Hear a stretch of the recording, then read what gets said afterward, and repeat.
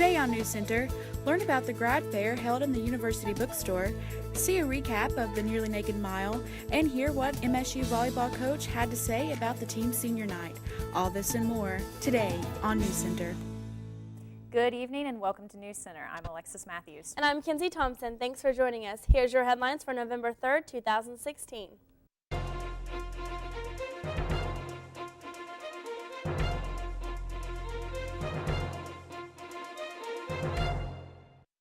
With 5 days left before the presidential election, the FBI has put the investigation into Democratic nominee Hillary Clinton's emails back into the spotlight without reopening the investigation. On Tuesday, the FBI released redacted files about its 2001 probe into President Bill Clinton's pardon of fugitive financier Mark Rich. The FBI conveyed there was no political motive around the appearance of the Rich documents, saying they were released in line with procedures relating to the Freedom of Information Act filings. The statement said, quote, "These materials became available for release and were posted automatically and electronically to the FBI's public reading room in accordance with the law and established procedures," end quote. A recent poll by ABC News has just 1 point separating Republican nominee Trump from Clinton. Based on likely voters, Trump is at 46%, with Clinton dropping behind him to 45%. According to a new CNN ORC poll released Wednesday, Clinton maintained her lead in the battleground states of Pennsylvania and Florida. Make sure you vote on Tuesday, and remember that the university is closed on Election Day.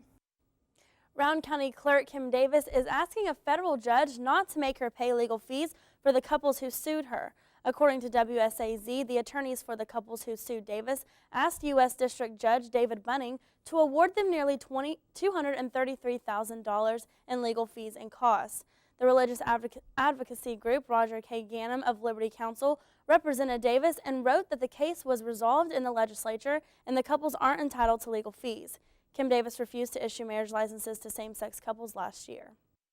At this point of the fall season, Kentucky State Police are warning drivers to be on the lookout for deer. KSP Trooper Joe Veneman is the spokesman for the KSP's Moorhead Post. According to Veneman, it's the mating season for the deer, which causes them to be more active and crossing roads. Last year, there were 3,283 vehicle deer collisions in Kentucky, with 425 of them between 2011 and 2015. Boyd County ranked 5th in the state. Rowan County had 190 accidents during that same time frame.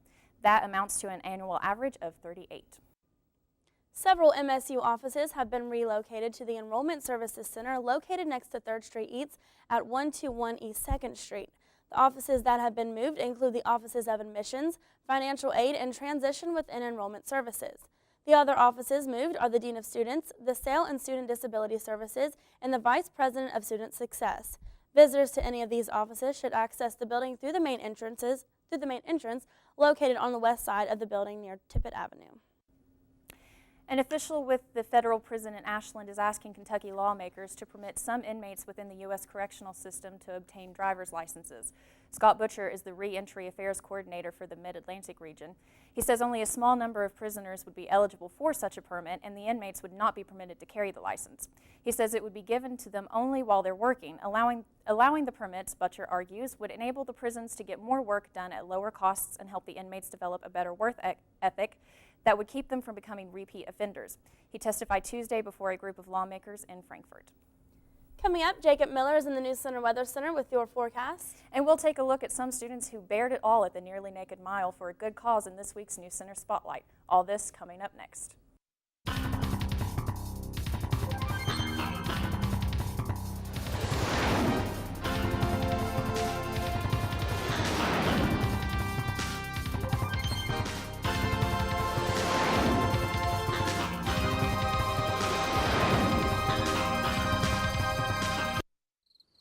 It never gets old, huh? Nope. It kind of makes you wanna... Breaking the song? Yup. I love the sunset. I love Eagle Lake. I love the forest. I love when eagles play. I love the campus! And all its sights and sounds. Boom-de-yada, boom-de-yada, Boom-de-yada, boom-de-yada. I love philosophy. We love diversity. I love English. And all its weird words. I love the music. And all its melodies. Boom-de-yada, boom-de-yada. Boom-de-yada, boom-de-yada. I love fraternities. I love sororities. I love to draw things. And all the athletes. I love Moorhead. It's such a pretty place.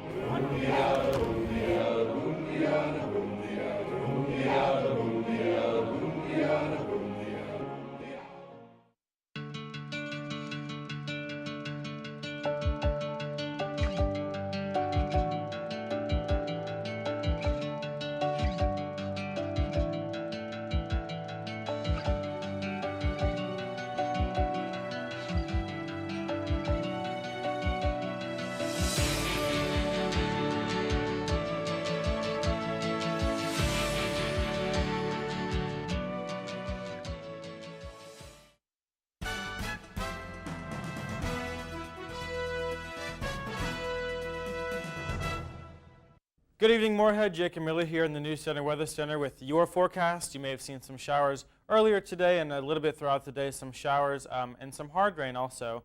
So that has kept the temperature at around 70 degrees with a bit of an overcast. We've seen nothing but clouds today and no sign of the sunlight.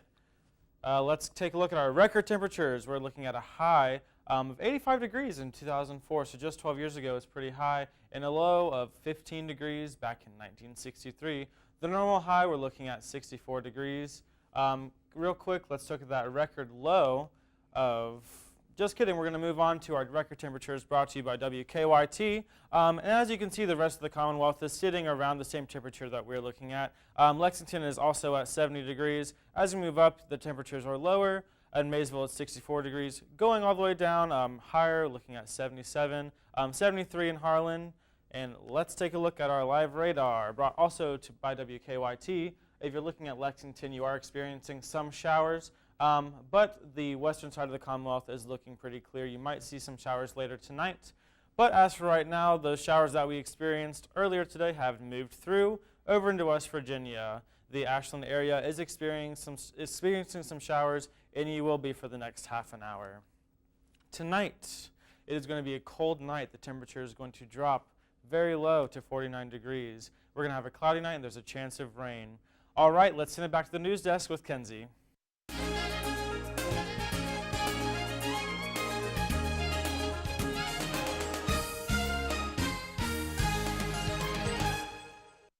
The Student Alumni Ambassadors held their 10th annual Nearly Naked Mile run last Thursday. The organization uses the run as a unique way to give back to the community. NewsCenter was there. So the Nearly Naked Mile is a race where we have a coat drive. So all you have to do to run the Nearly Naked Mile is bring in a coat, and then you'll be able to run the race. And the coat drive is for Round County Youth Service Center, and it also goes to Career Service Center here, the dressier coats that we get. So our slogan this year is be cold and bold so others can be warm, and that basically means that a lot of people in the winter do not have coats, including children and adults. And so the reason why it's Nearly Naked Mile is because we want you to feel what it feels like for others that don't have a coat. So that's the whole point of running in your skivvies. So the route tonight will be starting at Cartmel and is going to also end at Cartmel. So you're starting at Cartmel, then you're curving around to Beard Music Hall, and then we're going all the way back by the Manon Complex to Burt Combs, and then back around to where ADUC used to be, and then we're going to come right down that middle and we're going to meet back here at Cartmel. Well, I'm really passionate because I really care about people, and I feel as though everyone deserves a coat, definitely. And it's not even just a coat. I feel like this is the first step that SAA can make to make it even greater, to go beyond the community and even further.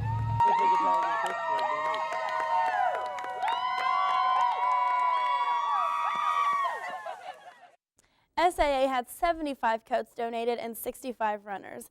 When we come back, Jacob Miller has a look at your extended forecast, and Holly McClurkin is in with your Eagle Athletics update.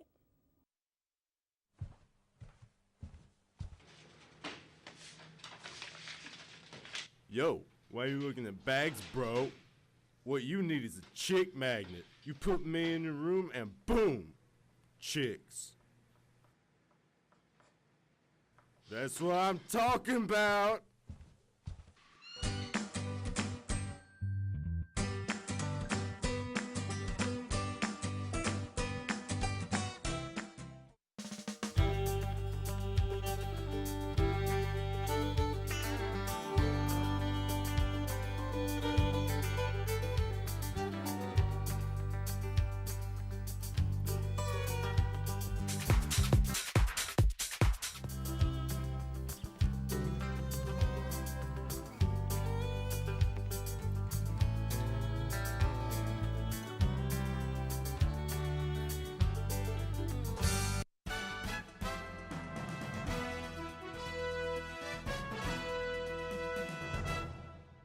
Welcome back, Moorhead. Jake and Miller here in the NewsCenter Weather Center with your forecast. Like I mentioned earlier, we've seen some showers move through the city today, and those are going to continue later tonight.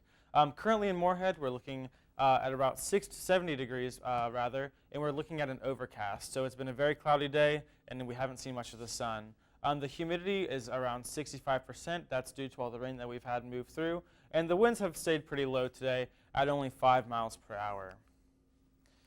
Let's go ahead and take a look at our temperature radar brought to you by WKYT.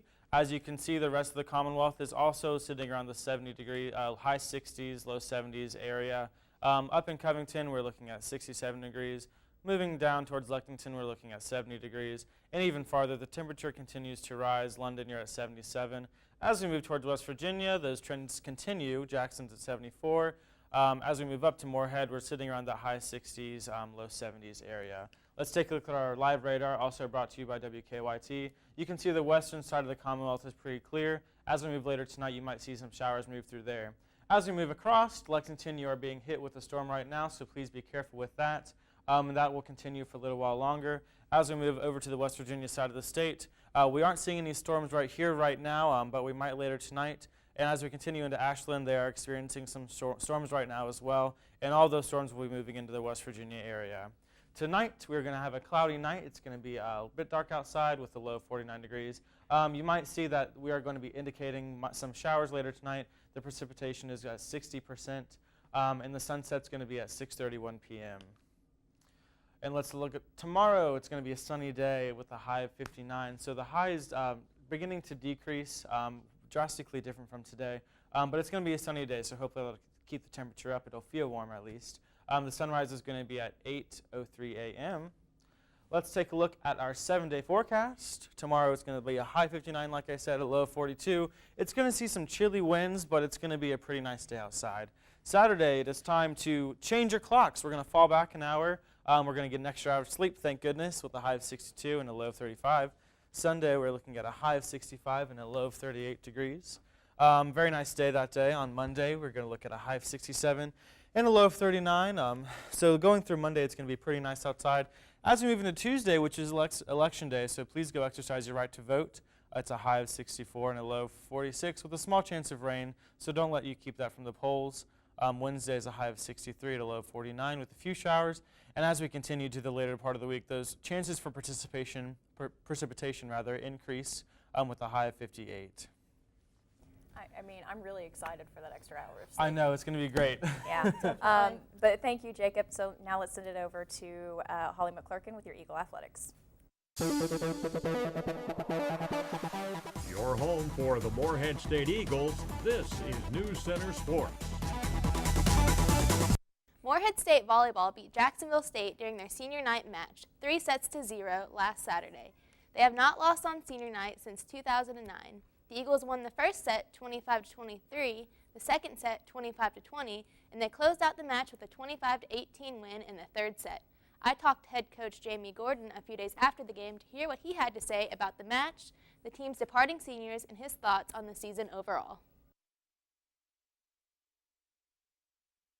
Yeah, it was fun. We definitely had a high emotional level, and we were able to ride that wave pretty well. We had a great balance of offense and defense. I think it was one of our better performances of the season, and to be able to do that on a night that you honor your seniors makes it extra special. The biggest thing I can say is thank you. From the moment that they committed and kind of put their faith in Moorhead State and our coaching staff and this team to help them fulfill the dreams that and aspirations that they've had, not just on the volleyball court, but in the classroom, in the community, and to be able to have shared these last 4 years with them and being a small part of the process is just something that I'm tremendously grateful for. So if there was one last, little comment, it would be thank you. It's been a great process for us this season. I think we've at times made a couple steps forward, a couple steps back, but ultimately I think we've been moving and improving from match to match. I think there's different areas of our games that have been strong at certain times, maybe lacking at others, but ultimately I think we're progressing to playing our best ball at the right time of the year. It's a critical part for us, especially as we look down the stretch. We've got 4 more conference matches, but then going into the OVC tournament, hopefully we'll be in a position to compete in it. It's about winning 3 in a row, and so consistency both on the offensive side and the defensive side are really going to be important to be able to maintain and compete well for 3 straight matches. The win against Jacksonville State puts the team at 11-15 overall and 7-5 in league play. The volleyball team has 3 away games left until they begin the conference tournament. Last weekend, Morehead State cross-country teams competed in the OVC Championship.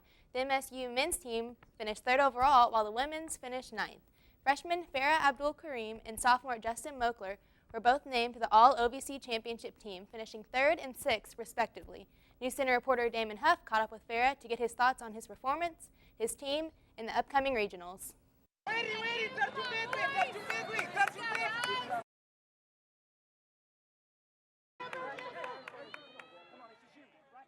It was just like a little joke, little motivation thing, but as the year went on and I kind of ran well, it kind of set in to like, oh, this might actually happen, so that was pretty cool. Going in, I was ranked 8th. Top guy didn't run for EKU. Felt a little disrespected, so kind of ran with the chip on my shoulder. Had the whole night before. Me and Justin roomed together the night before, like we usually do before meets, and we talked about it. And we both felt pretty disrespected that the top guy wouldn't show up, and I kind of had to show him like I think I deserve this. So it was pretty cool. It was more than I thought I'd get. Before Morehead, I never really had a team that I could fall back on, and running in university and in a collegiate level, it's more about the team, especially in cross country, and being able to know that I have all my brothers behind me is something that pushes you a lot more. So running collegiately is just a whole different level because you have all these people really pushing for you and you loving you the whole way, and your coach is there. So you have a lot more pressure, but if you get it done, you get it done, and you get it done for your team. I was telling them the other day, because if you see me race, some people say I smile while I race, because in high school I never really had teammates. So when I hear my teammates yelling for me on the side, like I can't help but like smile. Even if I'm hurting, I'll pop a smile, because you really appreciate everything they get for you, and they're out there losing their voices, just yelling at you. So running for this team is something that you just really love. The team has been preparing for that all year. It's a 10K. It's my first 10K. It's a lot of the guys' first 10K. I think 4 out of the 7 guys running. It's our first 10K. So we're just going to go into it expecting the same thing we expected at OVC. We're a good team, and we need to show we're a good team. We're a very young team, racing-wise, scoring-wise as of OVC, and some of the last meets, we're a very young team. So it's just going to be about having that chip on your shoulder, being underestimated like we always get, and just really pushing through, because there's some guys that are going to be running there thinking we're not that team to be messed with, and we got to show them like you got to be afraid of us just as much as any other team out here. The men's and women's cross-country teams will both be competing at the NCAA Southeast Regional in Virginia. The race takes place on November 11th. Major League Baseball ended last night with the conclusion of the World Series, but Morehead State's baseball season is just beginning. The Eagles have begun their fall ball practicing, and NewsCenter's guest reporter Tara Arnold met up with head coach Mike McGuire to hear more about their fall World Series and his thoughts on the upcoming baseball season. What things in areas that has your team made in progress during this series? Well, we've got 16 new players on our club. So, it's been a great opportunity to see them pitch a little bit, a lot of new arms, see them pitch, when it matters. Closest thing we can come to a spring-like game, that kind of atmosphere. And see the progression they've made over the course of the fall. And then from an offensive standpoint, our new guys learning how we want to play the game, what our approach is offensively, and see that maturation that's happened over the course of the fall. Now, the gold team pretty much dominated this World Series this year. Is that an unusual thing? And so why was that the occurrence? It was unusual. Played gold team won 4 straight games. First 3 were tightly contested, and the 4th game kind of got away from the blue team. And I don't know that you make much of it. I think on paper both teams are pretty even, and but they won some close ball games. They got some breaks, but they also got the key hit and made the key pitch at the right time, and consequently, Coach Brown was coaching the losing team, and Coach Brown, Coach Johnson have been with me since I've been here at Morehead State, and Coach Brown had been quick to remind everyone that he never lost a Fall World Series, so he kind of got humbled a little bit this week. I'm sure you did.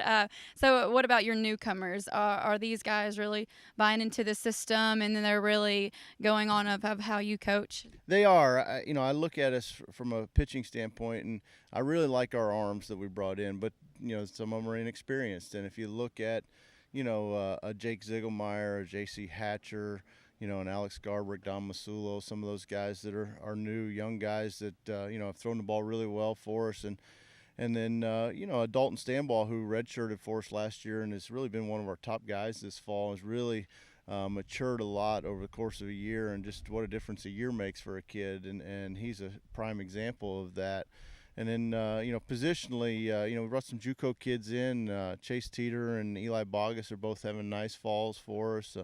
And we got two freshman position players that have had nice falls. Brody Shoup's done a really good job behind the plate, and that's an important position. Obviously Hunter Fain is back for us, but it takes more than one guy behind the plate. And then Josh Baker is a good left-handed hitter that has got a bright future with the bat for us. So we're pleased with the fall. We've been very banged up. We've had a lot of guys injured. In fact, Coach Burkhoff and my volunteer assistants had to step in and play some defense occasionally, just so we could put two teams out there.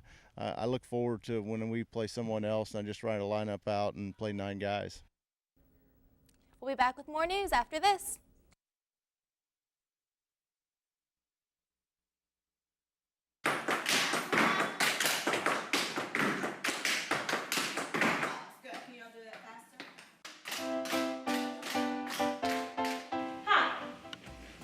Natasha Davis, the Associate Professor of Dance here at Morehead State University.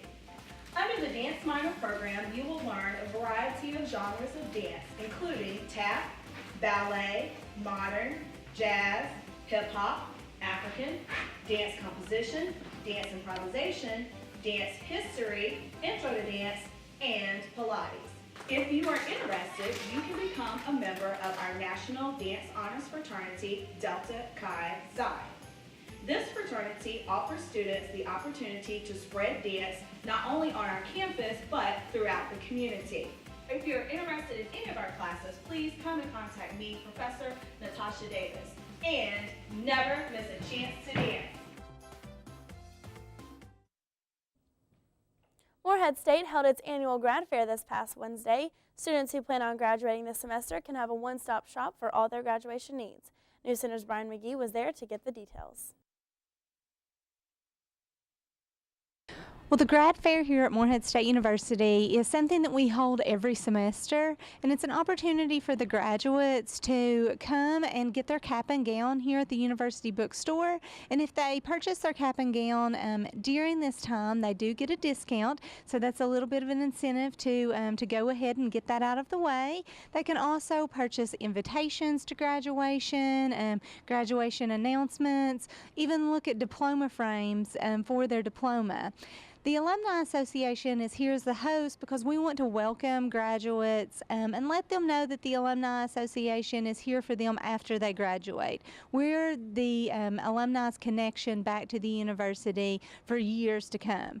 So we're here to welcome them and provide them with some information about what's happening today. And then we also have several other booths set up. So it's a one-stop shop for graduates to get all the information they need about graduate programs or career services, or even exit information with financial aid. We also have a local vendor here in town that provides the stoles that they can wear over their graduation gown, so they can order those today. So like I said, grad fair is just a one-stop shop for everything that a graduate might need before graduation. Delta Zeta hosted a charity event called Cornhole for a Cause last week, as well as a bake sale during their event. NewsCenter's Christian Mooney has the story. We just hosted an event this evening called Cornhole for a Cause. Basically just an event like a cornhole tournament between different Greek organizations and others on campus. The way we set it up was like 2 people per team. We had them sign up. We had it like in a little bracket, and it was $10 per team. The winner overall got a set of cornhole boards each that my dad made, and it was a Morehead State one and an American flag one. And then all the money that we raised was actually going towards the Starkey Hearing Foundation, which is our philanthropy for Delta Zeta. So yeah, it was a lot of fun, and we hope everyone else had fun too. And the Camden Carroll Library hosted their 4th annual Nightmare in the Stacks this past Sunday to celebrate the spooky side of Halloween. NewsCenter's Brandon Louder was on site to bring you the full experience. We always try to do something in the library for students throughout the year, and this had been in my mind for a couple of years before I actually did it, but I thought, Nightmare in the Stacks. Back there in the stacks, there are some of our work studies who will not even work up there because it freaks them out.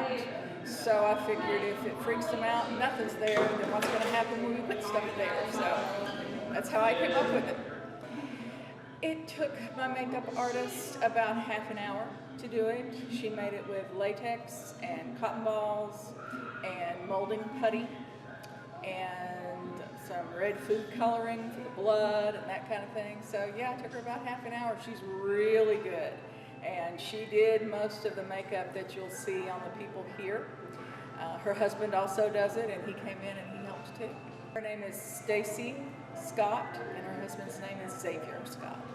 A lot of positive feedback since the first time we did this. This is our 4th, and we just keep getting those people coming back, and they tell people about it. And of course it's free, so that's a big draw as well. You get to do something that's free. But yeah, word of mouth, and we put posters around, and so yeah, we can hear them screaming as they go on the floors, and it just makes us very happy. The National Panhellenic Council is hosting a fundraising event called NPHC and Cheese. Members of the council will be making approximately 10 different varieties of macaroni, and it will be a competition to see who made the best. The event will be held on November 9th at 7 p.m. in the Button Drill Room. Admission is $5, and you can purchase your tickets resale or at the door. Anyone is welcome to attend the event. For more information about the National Panhellenic Council or the event, you can contact them on Twitter or Instagram at MoreheadState_NPHC. Morehead State's Public Relations Student Society of America chapter met last week and invited their fellow students to come out and paint pumpkins and get introduced to PRSSA. Right now we are doing pumpkins for PR, and it's just a monthly recruitment activity. We do one every month, something different with P and PRSSA. Like I said, each month we do something different as a group. So last month we did pizza and PR for our first month, just to get people into the club and see if they would like it. And this month we're doing pumpkins for Halloween. Next month we'll probably do something related to Thanksgiving, just have it related to what's going on. And we'll do that once a month. Everything else, it's just word of mouth. It's public relations, but you don't have to be in communications to be a part of the group. It's pretty much just anything related to communications and talking, getting ready for like graduations. Today we talked about resumes and cover letters. So there's some people in our group that's business majors, law, anything. So we usually do things that will help any major, but it's technically public relations as a whole, just to come together like as a major and as a communications department. We just started this year. It kind of fell off last year. It wasn't really an organization. So I got it started back up this year. We have about 14 members, which is really good for it being a new membership, but we are looking to grow it because a lot of us are seniors, so we want it to keep growing for next year and the years after. That's going to be it for us tonight. Remember, your news is always on NewsCenter's Facebook, Twitter, and Instagram. And you can catch this newscast again on msutv.net. On behalf of the NewsCenter team, I'm Alexis Matthews. And I'm Mackenzie Thompson. Have a great evening.